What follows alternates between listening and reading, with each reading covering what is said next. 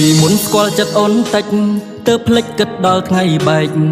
ស្រពេចិនរហែកមិនអាចប្រកែកព្រោះដល់ពេលហើយព្យាយាមកុហកខ្លួនឯងថាអូនមិនទាន់ប្រែប្រួលឡើយតែតាមពិតចុងក្រោយអូនអស់ស្និទ្ធហើយអស់ស្និទ្ធក្បែរបងមានអារម្មណ៍ថាឈឺចាប់ខ្លាំងមានអារម្មណ៍ថាអត់ចង់រស់មានអារម្មណ៍គ្មានអ្វីអាចជួសជុលរឿងកន្លងអូនប្រឹងភ្លេចញ៉ែបងប្រឹងចាំខ្វែងគំនិតមិនសមបំណងហេតុតែនៅស្រឡាញ់អូនទៅបនៅឈឺ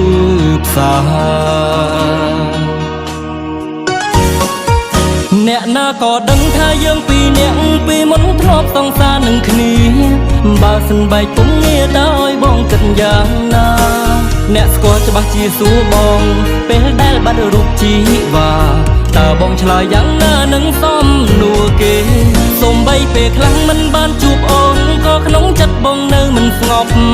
ទុំរំស្នេហ៍បាញ់ចប់គឺបងធ្វើមិនបានទេបើប្រាប់គេអូនបែកបងក៏គេមិនអាចជឿដែរព្រោះពីមុនចិត្តស្នេហ៍អូនស្មោះបងខ្លាំងណាស់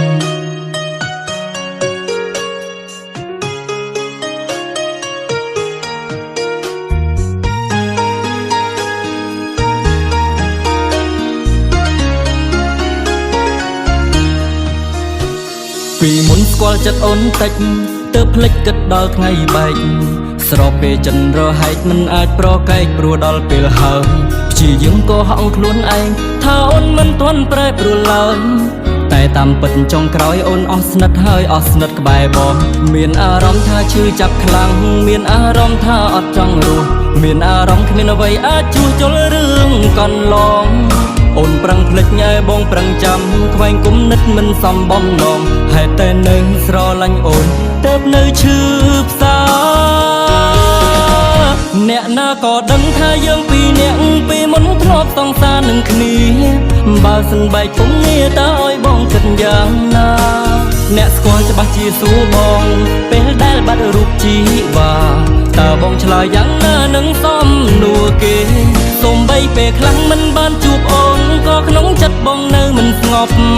ទុំរំស្នេហ៍បាញ់ចប់គឺបងធ្វើមិនបានទេបើប្រាប់គេអូនបែកបងក៏គេមិនអាចជឿដែរព្រោះពីមុនចិត្តស្នេហ៍អូនស្មោះបងខ្លាំងណាស់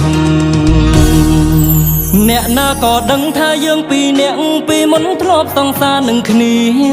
បើសិនបែកពុំងារតើឲ្យបងគិតយ៉ាងណាអ្នកស្គាល់ច្បាស់ជាសួរបងពេលដែលបាត់រូបជីវ៉ាតើបងឆ្លើយយ៉ាងណានឹងសំណួរគេសូម្បីពេលខ្លាំងមិនបានជួបអូនក៏ក្នុងចិត្តបងនៅមិនស្ងប់ទុំរំស្នេហ៍បាញ់ចប់គឺបងធ្វើមិនបានទេ